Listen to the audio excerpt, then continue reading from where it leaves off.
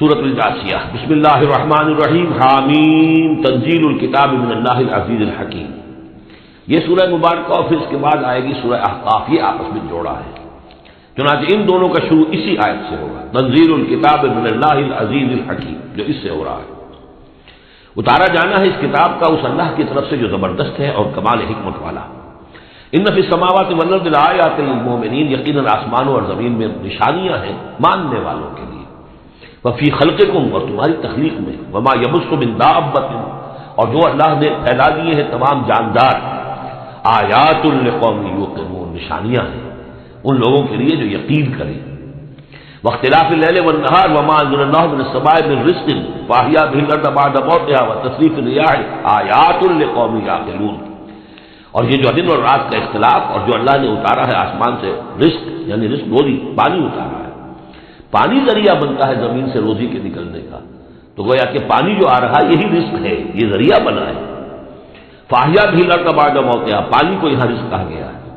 پھر زندہ کر دیا اس کو، اس نے زمین کو اس کی موت کے بعد، یعنی اس میں بے آب و گیا تھی، کوئی ہریاول تھی نہیں، اور اب وہاں فصل آ گئی۔ وتصریف الریاح، اور اسی طرح ہواؤں کے چلنے میں آیات لقوم یعقلون، یہ نشانیاں ہیں ان لوگوں کے لیے جو عقل سے کام لیں۔ یہاں لوگوں نے نوٹ کر لیا ہوگا کہ جس کو میں نے سورہ بقرہ میں آیت الآیات کہا تھا، 21ویں رکوع کی پہلی آیت، اس میں ایک آیت میں جو جمع تھی وہ یہاں 3-4 آیتوں کے اندر آ کر اللہ نے ان کو بیان کیا۔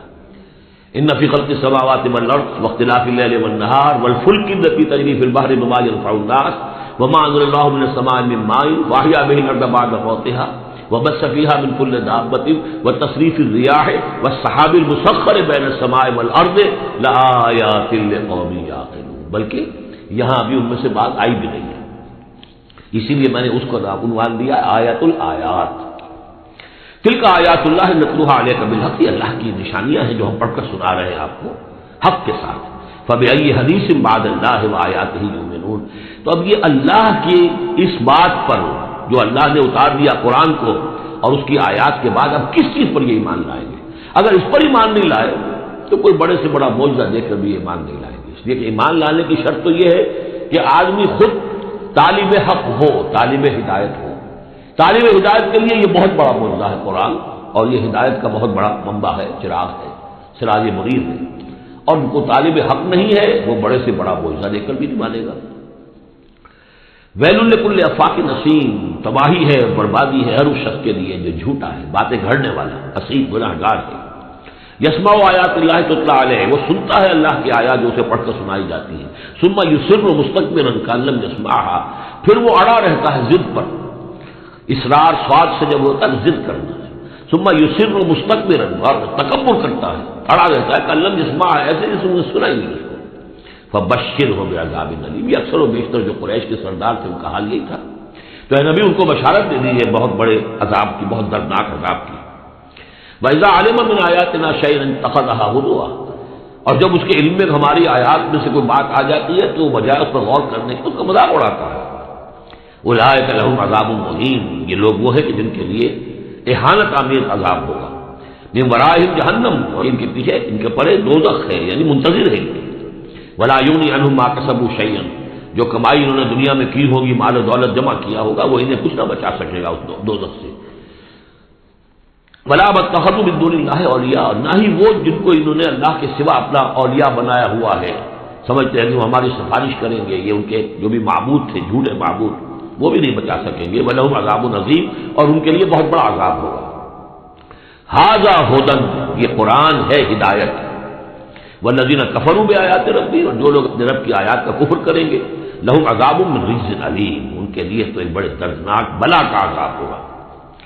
اللہ الذی سخر لکم البحر لتجری الفلک فیہ بامرہ، اللہ ہی ہے وہ کہ جس نے تمہارے لیے سمندر کو اور دریاؤں کو مسخر کر دیا ہے، تمہاری خدمت میں لگا دیا ہے، تاکہ اس میں کشتیاں چلیں اس کے حکم سے۔ وَلِتَبْتَغُوا مِن فَضْلِهِ، اور تاکہ تم فضل تلاش کرو اللہ کا، کشتیوں کے ذریعے سے ہی سامان تجارت ادھر سے ادھر جاتا تھا۔ وَلَعَلَّكُمْ تَشْكُرُونَ، اور تاکہ تم شکر کرو۔ وَسَخَّرَ لَكُم مَّا فِي السَّمَاوَاتِ وَمَّا فِي الْأَرْضِ جَمِيعًا مِّنْهُ، اور اللہ نے تو تمہارے لیے مسخر کر دیا، تمہارے لیے کام میں لگا دیا وہ سب کچھ جو آسمانوں میں ہے اور وہ سب کچھ جو زمین میں، کل کا کل اپنی طرف سے۔ یہ جو آیات آتی ہے کہ آسمان اور زمین میں جو شے اللہ نے تمہارے لیے مسخر کر دی ہے، اس میں یقیناً اشارہ تھا کہ انسان اپنی علمی ترقی اور اپنی ٹیکنالوجی کی ترقی کے ذریعے سے ان چیزوں تک رسائی حاصل کر سکتا ہے۔ اللہ نے تو مسخر کیا ہوا انہیں، گویا کہ انسان کی جو ریچ ہے، جہاں تک کہ اس کی رسائی ہے وہ ہے، اور اللہ تعالیٰ نہ معلوم کہاں تک انسان کو پہنچا دے گا۔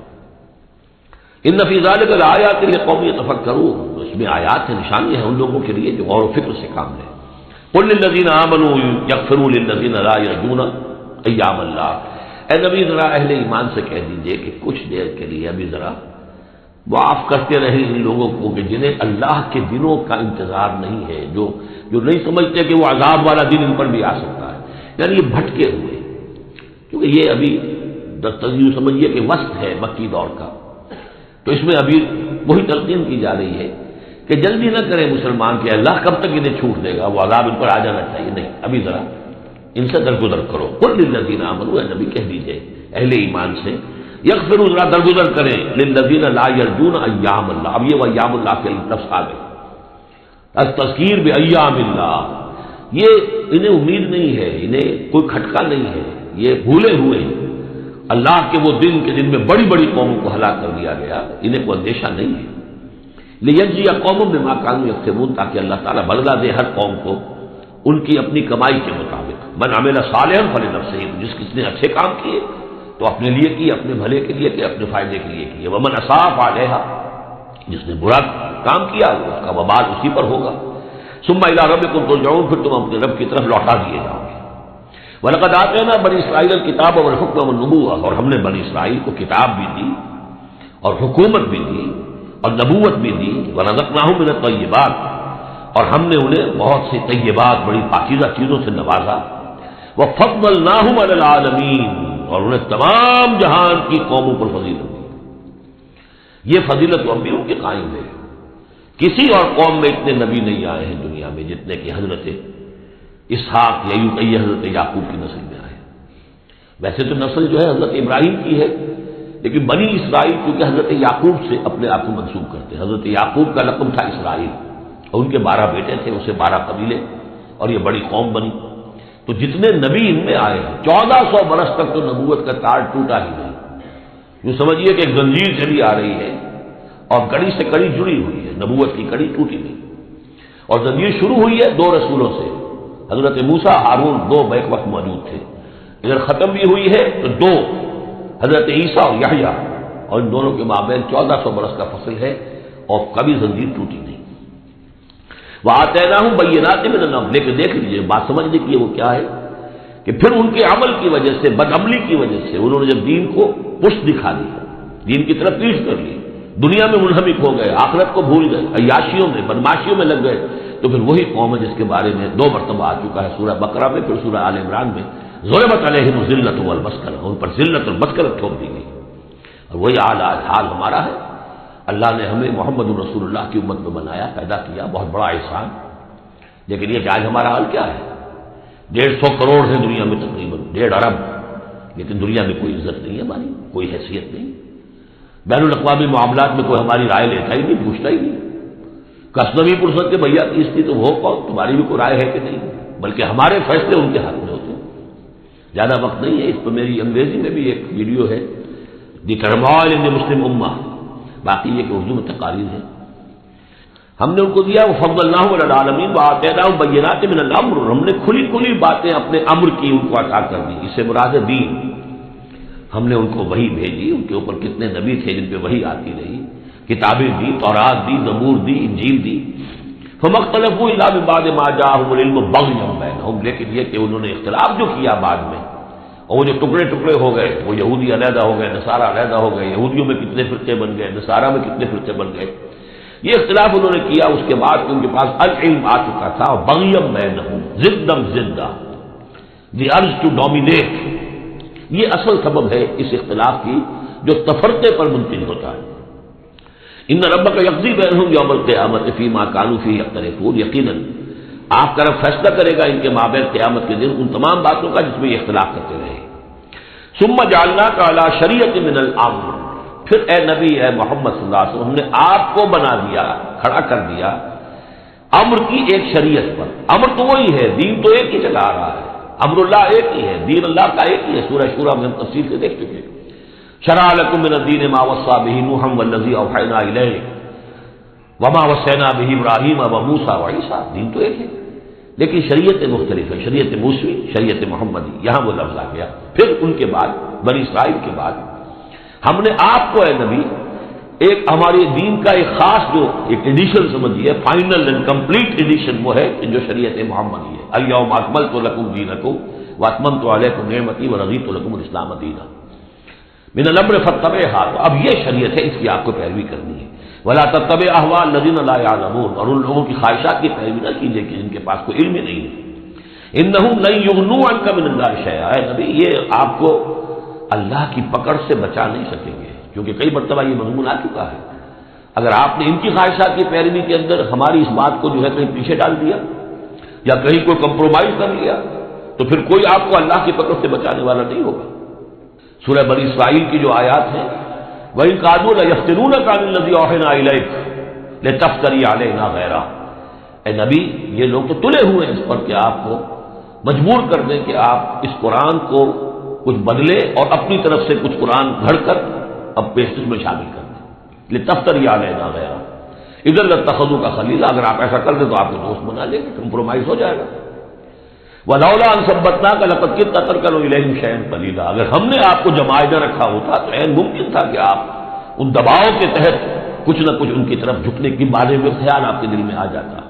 إِذًا لَأَذَقْنَاكَ ضِعْفَ الْحَيَاةِ وَضِعْفَ الْمَمَاتِ. اگر ایسا ہو جاتا تو پھر ہم آپ کو مزہ سکھاتے، دنیا میں بھی دوہرا عذاب، آخرت میں بھی دوہرا عذاب. معاذ اللہ ثم معاذ اللہ ثم لا تجد لك علينا نصيرا. اور پھر آپ کو کوئی مددگار نہ ملتا ہم سے چھڑانے والا.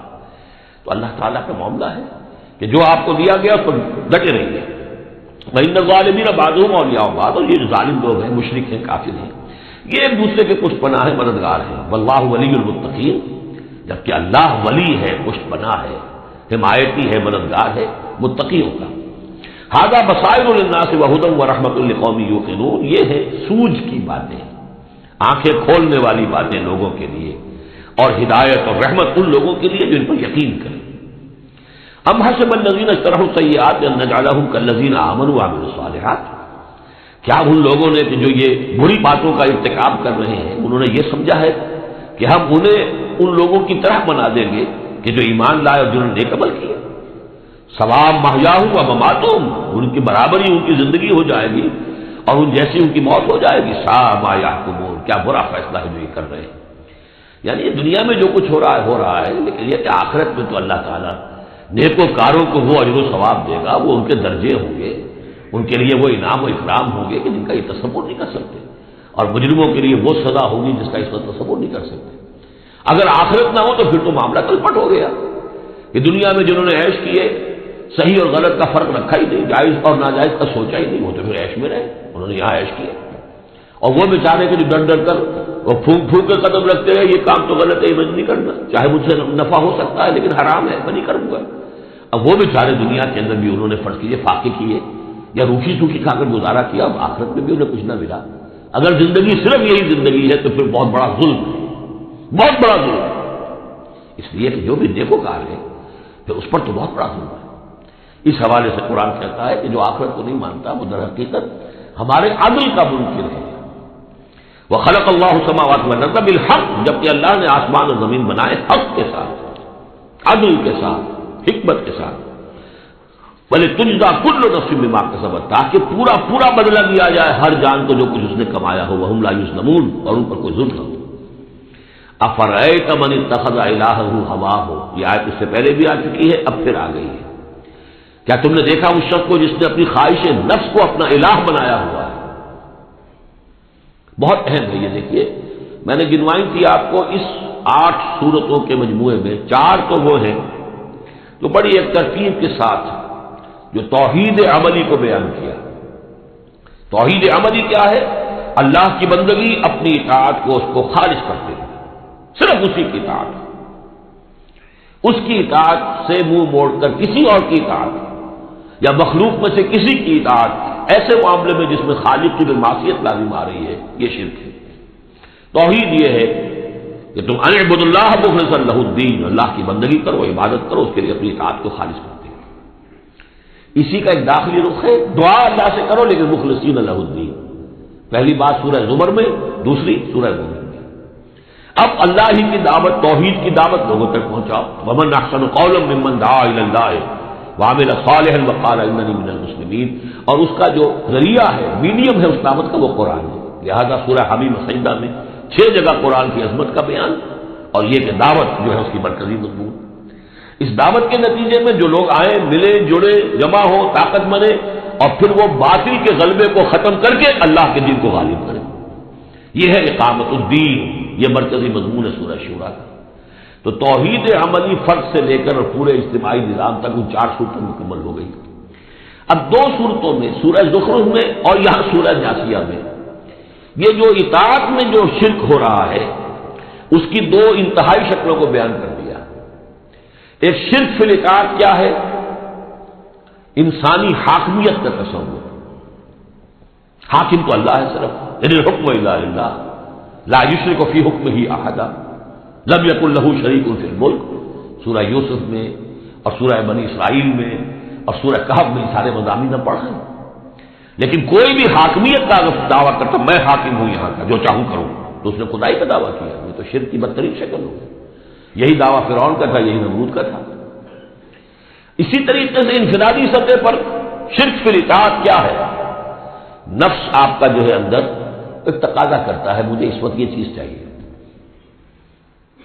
اور آپ کو معلوم ہے کہ وہ حرام ہے، اللہ نے اسے حرام ٹھہرایا ہے۔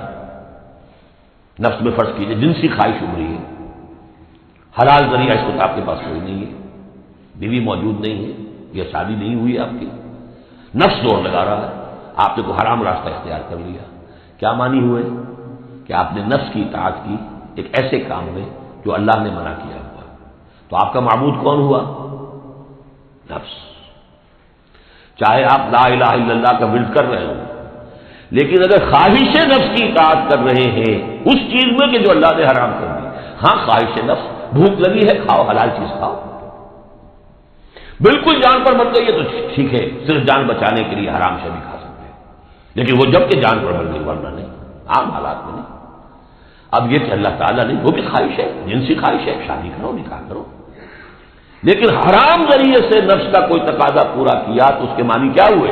تمہارا معبود اب نفس ہے۔ اس سے بھی آگے بڑھ کر حضور نے اس طرح واضح کر دیا، ایسا عبد الدینار و عبد الدرہم، ہلاک ہو جائے درہم و دینار کا بندہ۔ کیا مطلب؟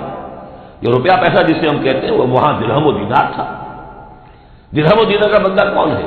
جو درہم و دینار کی محبت میں اتنا مبتلا ہو گیا ہے کہ وہ یہ نہیں دیکھتا کہ میں حلال سے دے رہا ہوں یا حرام سے دے رہا ہوں۔ معلوم ہوا اس کا اصل معبود یہ دولت ہے، یہ روپیہ پیسہ ہے، یہ درہم و دینار ہے۔ نام تو عبد الرحمن رکھا ہوا اس نے اپنا، یا اس کے بعد نے رکھا ہوگا، لیکن وہ ہے عبد الدینار، اس لیے کہ وہ تو دینار کی محبت میں وہ اللہ کے احکام کو توڑتا۔ تو یہ آیت اس اعتبار سے سورہ جاثیہ میں شرک فی الاطاعت کی انفرادی صورت، اور سورہ زخرف میں شرک فی الاطاعت اس کی جو بلند ترین شکل ہے ریاست کی سطح پر حاکمیت غیر اللہ، اللہ کے سوا کسی کی حاکمیت کا اطلاق، ان دونوں کے مابین جو ہے اب فل ان دی گیپس، اس میں مختلف جو ہے وہ آپ خود بھی قیاس کر کے ان کو پر کر سکتے ہیں۔ افرأیت من اتخذ الہہ ہواہ واضلہ اللہ علی علم، کیا تم نے غور کیا اس شخص کی حالت پر کہ جس نے اپنی خواہش نفس کو اپنا معبود بنا رکھا ہے، اور اللہ نے اسے گمراہ کر دیا ہے اس کے علم کے باوجود۔ عالم بہت بڑا ہے، بہت بڑا سائنسدان ہے، لیکن یہ کہ وہ ساری سائنسدانیت جو ہے اس کے نتیجے میں ایمان اسے نہیں مل رہا ہے۔ گویا کہ ختم اللہ علی قلوبہم وعلی سمعہم وعلی ابصارہم، اللہ نے وہ مہر لگا دی ہے ان کے اوپر کہ پوری کائنات دیکھ لی، چھان لی، پھٹک لی، پھر بھی اللہ نظر نہیں آئے۔ یہ ہے مہر علی علم، بڑے بڑے سائنسدان، بڑے بڑے اور، لیکن یہ کہ اللہ نظر نہیں آتا ہوں۔ وہ ختم، دیکھیے وہی الفاظ آگے آ گئے، وہ ختم علی سمعہ وقلبہ وجعل علی بصرہ غشاوہ، اللہ نے اس کے دل پر مہر لگا دی، اس کے دل پر، اس کے سماعت پر اور اس کے آنکھوں پر پردہ ڈال دیا ہے۔ فمن یہدیہ من بعد اللہ، تو اب اللہ کے اس فیصلے کے بعد اب کون اسے ہدایت دے سکتا ہے؟ افلا تذکرون، تو کیا تم نصیحت حاصل نہیں کرتے؟ وقالوا ما هي الا حیاتنا الدنیا نموت ونحیا، وہ یہ کہتے ہیں کہ نہیں ہماری بس دنیا کی زندگی کے سوا اور کوئی زندگی نہیں، ہم خود ہی مرتے ہیں خود ہی جیتے ہیں۔ یہ ایک آیت میں یا ایک جملہ کہہ لیجئے یہاں پر پورا میٹیریلزم بھی ایک مذہب ہے کہ ہم کسی اور شے کو نہیں مانتے، میٹر ہی میٹر ہے، بس میٹر ہی کی صفات ہیں، پراپرٹیز آف دی میٹر ہے، اس میٹر ہی کا انٹریکشن ہے، اسی سے کچھ چیز بدل گئی، ادھر ہو گئی ادھر ہو گئی، فزیکل اینڈ کیمیکل چینجز کے لاز ہیں، ان سے کائنات خود بخود چل رہی، کوئی چلانے والا نہیں، آپ کی بنی تھی کوئی بنانے والا نہیں، اور چلتی رہے گی، اور ہم بھی اسی چکر کے اندر جیتے بھی ہیں مرتے بھی ہیں، نہ کوئی مارنے والا نہ جلانے والا، اور نہ پھر کوئی مرنے کے بعد اور زندگی۔ یہ ہے میٹیریلزم، اس کی بہت سے بھی سمجھے شیڈز ہیں، ایمپیریسزم ہے، لاجیکل پازیٹیوزم ہے، یہ سب فلسفے اس میٹیریلزم کی شاخیں ہیں۔ وہ کیا کہتے ہیں؟ وقالوا ما هي الا حیاتنا الدنیا نموت ونحیا وما یهلکنا الا الدہر، ہمیں ہلاک کرتی ہے صرف یہ دہر کی گردش، زمانے کی گردش سے ہلاک ہوتے، وہ ہلاک کرنے والا اللہ نہیں ہے، کوئی فرشتہ نہیں ہے جو آ کر جان قبض کرتا ہو۔ وما لهم بذلک من علم، حالانکہ ان کے پاس کوئی علم نہیں ہے، کوئی ذریعہ نہیں ہے کہ جس سے ان باتوں کو یہ جان سکے۔ انہم الا یظنون، وہ تو صرف ظن سے کام لے رہے ہیں، گمان ہے، اٹکل پچو ہے۔ وَإِذَا تُتْلَىٰ عَلَيْهِمْ آيَاتُنَا بَيِّنَاتٍ، اور جب انہیں پڑھ کر سنائی جاتی ہے ہماری روشن آیات، مَا كَانَ حُجَّتُهُمْ إِلَّا أَن قَالُوا ائْتُوا بِآبَائِنَا إِن كُنتُمْ صَادِقِينَ، تو ان کی دلیل تو بس یہی ہوتی ہے ایک، اچھا اگر کہتے ہو کہ وہاں سے بعد الموت ہو تو ہمارے آباء و اجداد کو زندہ کر کے ہمیں دکھا دو، ہم مان لیں کہ ہم بھی اٹھا لیا جائے گا، ان کنتم صادقین، اگر تم سچے ہو۔ قُلِ اللَّهُ يُحْيِيكُمْ، کہیے کہ میں نے کبھی دعویٰ نہیں کیا کہ میں زندہ کر دوں گا، اللہ زندہ کرے گا تمہیں۔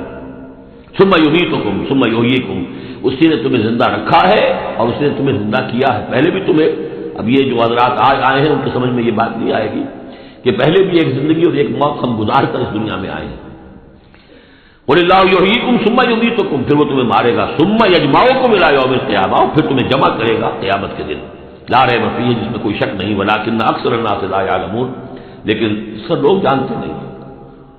وَلِلَّهِ مُلْكُ السَّمَاوَاتِ وَالْأَرْضِ، اللہ ہی کے لیے ہے آسمان اور زمین کی بادشاہی۔ وَيَوْمَ تَقُومُ السَّاعَةُ، جس دن قیامت کھڑی ہو جائے گی، يَوْمَئِذٍ يَخْسَرُ الْمُبْطِلُونَ، اس روز بڑے خسارے میں ہوں گے جو ان چیزوں کو جھوٹ قرار دے رہے ہیں یا جو جھوٹ گڑھ رہے ہیں۔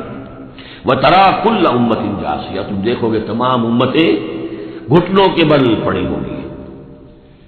کل امت تدعی الی کتابہا، ہر امت کو بلایا جائے گا اس کے اعمال نامے کی طرف، فلاں قوم کو لے آیا جائے اور ان کا اعمال نامہ، الیوم تجزون ما کنتم تعملون، آج تمہیں بدلہ ملے گا اس کا جو عمل تم کرتے رہے ہو۔ ھذا کتابنا ینطق علیکم بالحق، یہ ہماری کتاب ہے، ہمارا ریکارڈ ہے، یہ ہمارا وہ اعمال نامہ ہے جو ہم نے جس میں تمہارے اعمال کو محفوظ رکھا ہوا ہے، یہ تم پر بولتا ہے، ینطق، اب یہ تمہیں جو کچھ بتائے گا بالحق، حق کے ساتھ۔ انا کنا نستنسخ ما کنتم تعملون، اور جو کچھ تم کیا کرتے تھے ہم اسے لکھتے جاتے تھے۔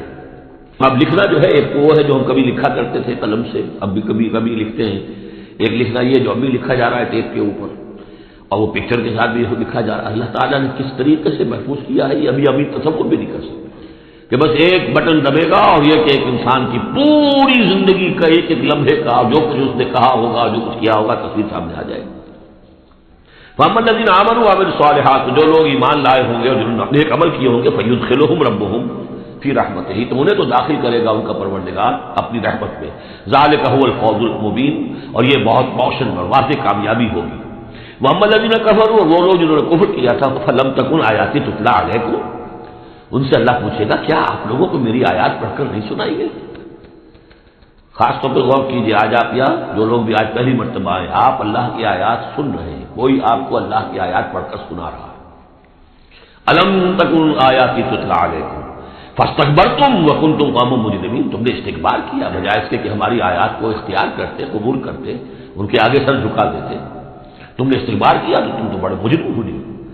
وَإِذَا قِيلَ إِنَّ وَعْدَ اللَّهِ حَقٌّ وَالسَّاعَةُ لَا رَيْبَ فِيهَا، اور جب کہا گیا کہ اللہ کا وعدہ سچ ہے اور قیامت اس میں کوئی شک نہیں، قُلْتُمْ مَا نَدْرِي مَا السَّاعَةُ، تم نے کہا تھا ہم نہیں جانتے کیا ساعت رات کی ڈٹ تم نے لگا رکھی ہے، کسے کہتے ہیں ساعت، کون سی قیامت آنے والی ہے۔ ان نظن الا ظنا، کبھی کبھی ہمیں بھی گمان سا تو ہوتا ہے کہ جو بات تم کہہ رہے ہو وزنی ہے، آخر مجرم اور مسلم ایک جیسے تو نہیں ہو جانے چاہیے.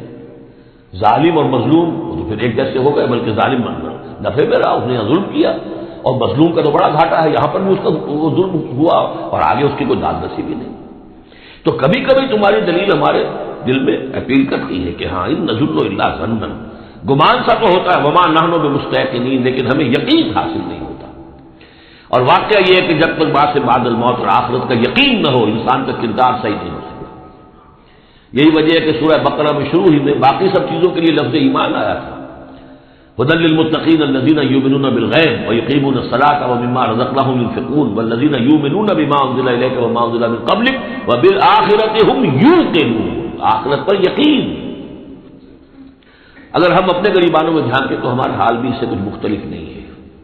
ایک عقیدے کے درجے میں تو یقیناً بہرحال مسلمان ہیں، ماں باپ نے جو بھی تعلیمات ہمیں دی، سکھائے، کلمے سکھا دیے، کچھ اور ہم نے پڑھا، ہاں آخرت ہے، جی اٹھنا ہے، لیکن کیا اس کا یقین ہے؟ ہر شخص جو ہے اپنے غریبان میں جا کے اپنے قلب کی گہرائیوں کا خود جائزہ لے. یقین وما نحن بمستيقنين، اور یقین جب تک نہیں ہوگا کچھ نہیں ہوگا. اب یہ یقین کہاں سے لیا جائے، یہ علیحدہ مسئلہ ہے، آئے گا سورہ حدید میں آ جائے گا. وبدا لهم سیئات ما عملوا، اور ان کے سامنے آ جائیں گے وہ تمام ان کے برے اعمال جو انہوں نے کیے تھے.